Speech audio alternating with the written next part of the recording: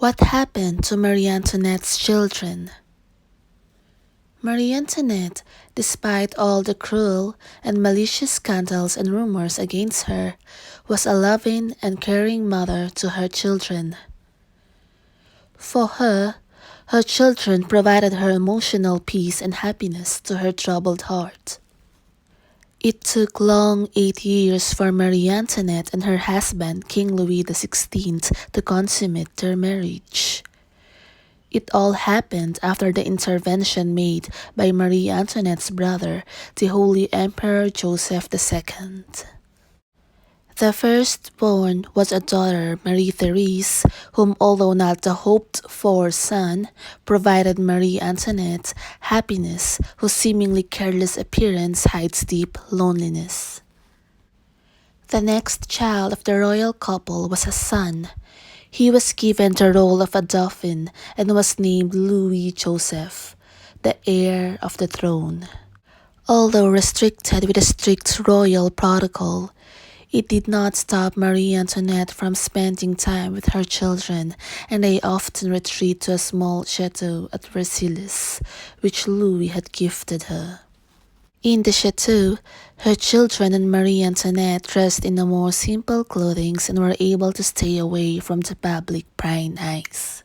Marie Antoinette got involved to a love affair controversy which was not proven, and the timing of Marie Antoinette's third child, Louis Charles, led to a rumor of the child being illegitimate. The following year, she gave birth to her fourth and last child named Sophie. Sophie was born prematurely and died. Marie Antoinette and Louis were heartbroken when their second child, the first son, Louis Joseph, died at the age 7 from tuberculosis of the spine. At this stage, the king and the queen only had 2 surviving children before they lost their crown after the abolishment of the monarchy in 1792. Louis XVI was tried for treason and was sentenced to death by guillotine. The 2 remaining children of Marie Antoinette were separated from her, and the son Louis Charles was locked in the dark chamber and was physically abused by his jailers. Isolated and frightened, he began to show signs of emotional instability and more likely aggravated by the false accusation of sexual abuse by her mother, Marie Antoinette, which he was forced to say. This was nothing but a false accusation with no basis, and Marie Antoinette, broken-hearted, denied the accusation. Following the trial, Marie Antoinette was sentenced and killed through guillotine.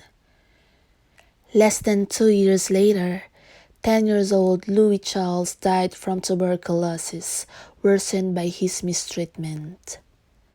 A sympathetic physician smuggled his heart out of the prison and finally coming to rest alongside his parents' grave in the 20th century after decades of being passed through royal relations across the continent.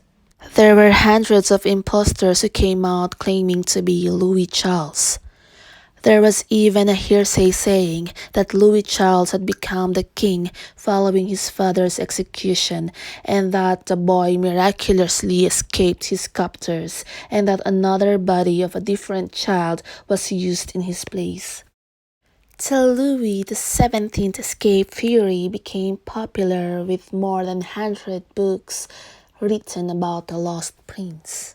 Finally, in the year 2000, with the help of the medical evidence, DNA from royal relatives, as well as Marie Antoinette's hair lock, the theory of the prince's escape was put into rest, proving once and for all the ill-fated prince had not escaped. Louis XVI and Marie Antoinette's first child and the sole surviving daughter, Marie Therese, became the Queen of France for 20 minutes. Marie Therese remained in prison with little information about the fate of her family. She was released after the end of the Reign of Terror and was initially sent to her mother's native country, Austria. Marie Therese's life was unsurprisingly full of bitterness. She was also constantly pestered by her brother's impostors, demanding her to recognize them. In 1799, the late Louis XVI's brother, uncle of Marie Therese, who called himself as Louis XVIII, insisted Marie Therese to marry his son, Marie Therese's first cousin, Louis, Duke of Angoulême. The marriage was not happy and was never consummated. The couple spent several years in exile before returning to France, and when Louis XVIII became the king, his son, the husband of Marie Therese, succeeded the throne that made Marie Therese the queen for just less than an hour because her husband abdicated the throne 20 minutes later after receiving the succession in favor of his nephew. Marie Therese spent the rest of her life in exile, bouncing between royal courts. She passed away at the age of 72 in October 1851 and was buried next to her husband.